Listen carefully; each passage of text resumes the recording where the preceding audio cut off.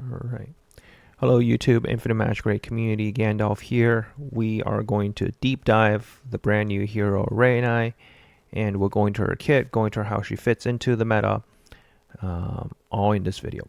So off the bat, explaining her kit. Alright, her basic attack does 10% of her HP, and she's going to scale the damage onto the enemy, the more control effect they have. All right, and this is going to be a bleed damage, so it's going to ignore defense and go right through. And there is, and it just does bleed damage. It doesn't actually apply a bleed dot, but it also removes one layer of buff from them every time you pursue attack. She gets into resonance stance relatively easily because she starts with 20 points. Here it says 16, but you have 4 from here, so you start at 20. And then whenever an ally gains a shield, she gets a resonance point. Now, this is really important to know because if you have a Nordak, if you have a Wukong, you have, or Elise, right? Great combo on the control team. Elise is going to give everyone a shield at, even at exclusive 0. So the two of them go really well hand in hand together. And now everybody gets a shield. She starts off right away with this heavy slash.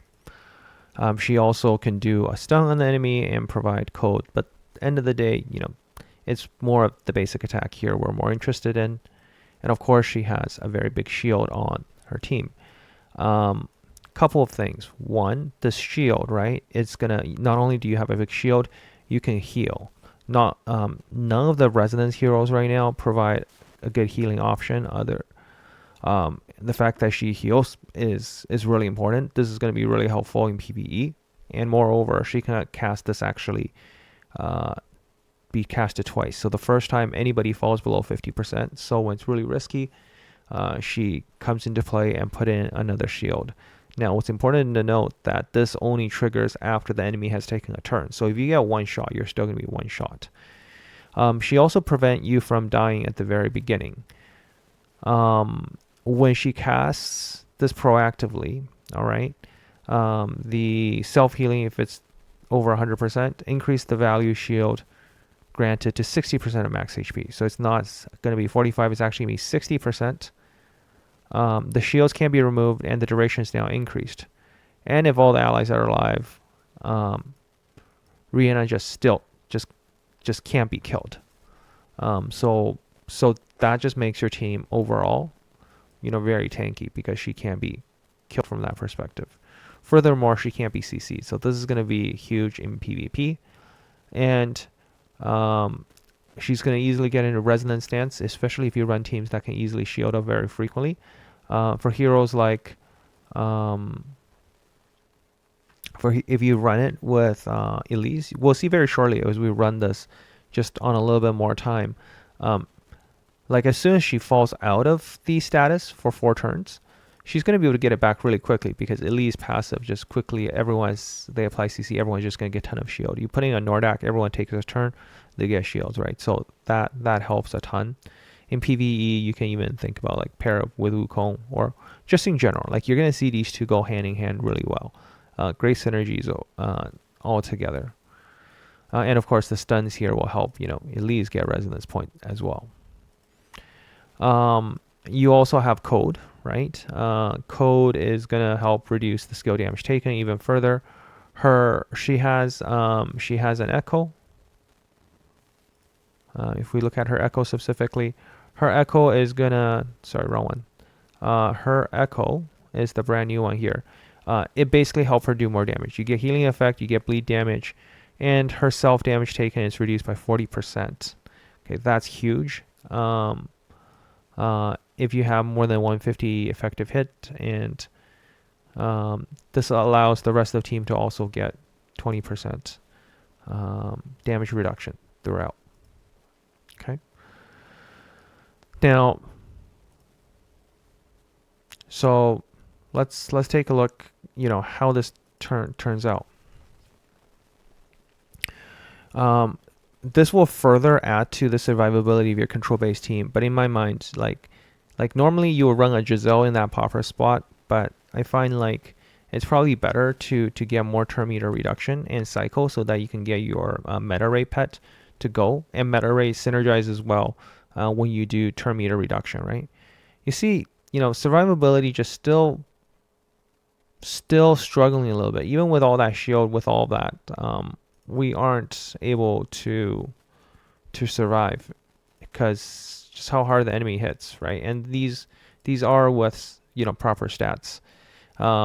Yes, we have Elise for the dot damage taken, but Mumu still hits like a truck, right? We don't have enough skill damage reduction either. So Reyna edit attribute, like I think Reyna should probably open with like a skill 2 even to put it onto the enemy. Here, let's edit her attributes a little bit. Let's give her healing effect 150. And have her kind of make sure that she prioritizes skill 1 actually.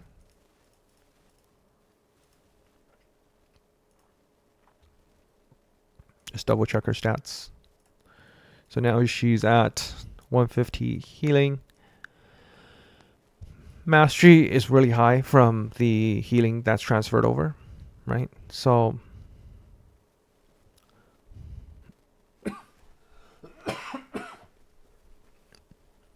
all right. So you can see the pursue, right? You can only pursue so many times, only 3 times. We're not able to break through. The shields do help us survive, but the main problem is we're constantly be dealing with that Muron that can be CC'd. Now, this also makes your team stronger, right? Because if you think about putting Reyna on one of your standard teams, is your Reyna now could just help you self-survive as well as continue pursue attack whenever you CC enemies. So let's see, how our lineups compare in a tanky versus tanky situation. Now we're gonna put Giselle here, for example. Giselle.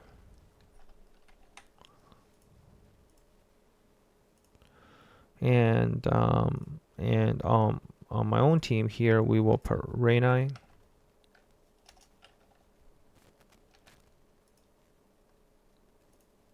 Maybe we'll take, sorry, Reyna, and we'll, yeah, let's do that.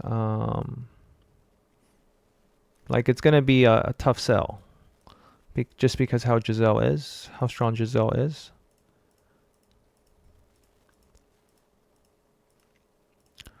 We're gonna give Reyna, some decent stats here. Probably a little bit hard to hit those stats, but let's just say you're able to do 150 mastery and 150 healing, and maybe 800k HP. I think that's fairly attainable. Odd. Why didn't I? Sorry about that.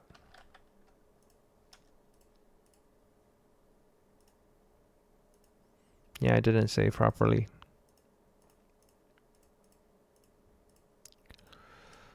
800, 150.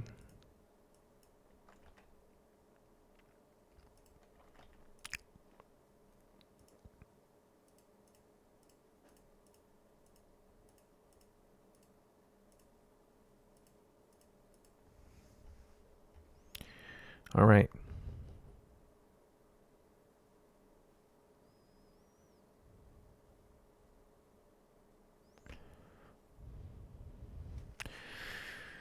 Well, we'll probably see the enemy Giselle out damage us. What's really nice is you can't be CC'd though, so this gives you that ongoing advantage.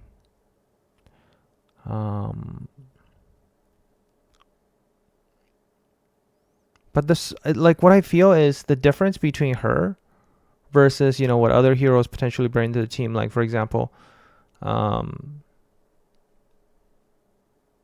yeah, just no. Giselle will do more damage. I think Elise will still, do more in terms of Here, let's take this out and put Elise instead. But then you're losing out on... Yes, while we have the synergy with Elise, but what you're missing out on is the damage increase from Beatrix. You'll still have the slow.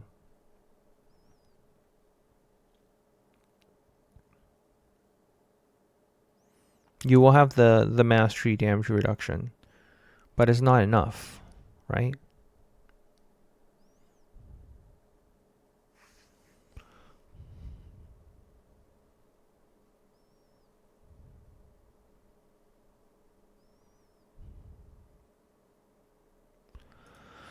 Here, let's take out Aruto and put Giselle in here. Let's just say if we go a full tanky setup and try to use use her to break through.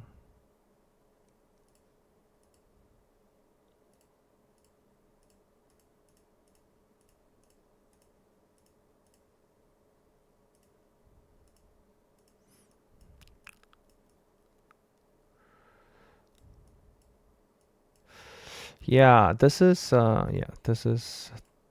way too much tenacity. I don't know what's going on. Like the problem is every time when we reset the stat, like the boosted stats are getting carried over. Like on my side, am I seeing some ridiculous yeah, tenacity. Okay, it's okay. Tenacity's just critical damage. You wouldn't affect things a little bit here.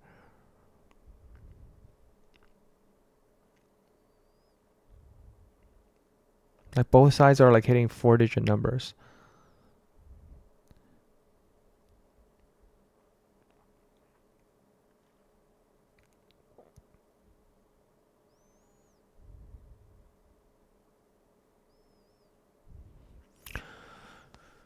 This is kind of the future of PvP, right? Like everyone's a wall.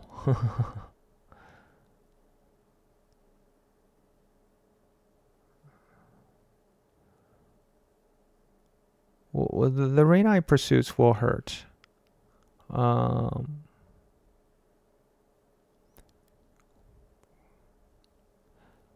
does prevent some of the pursuits from happening, though. Is what I'm noticing. Right. So it wouldn't play well into Aruto teams, I guess.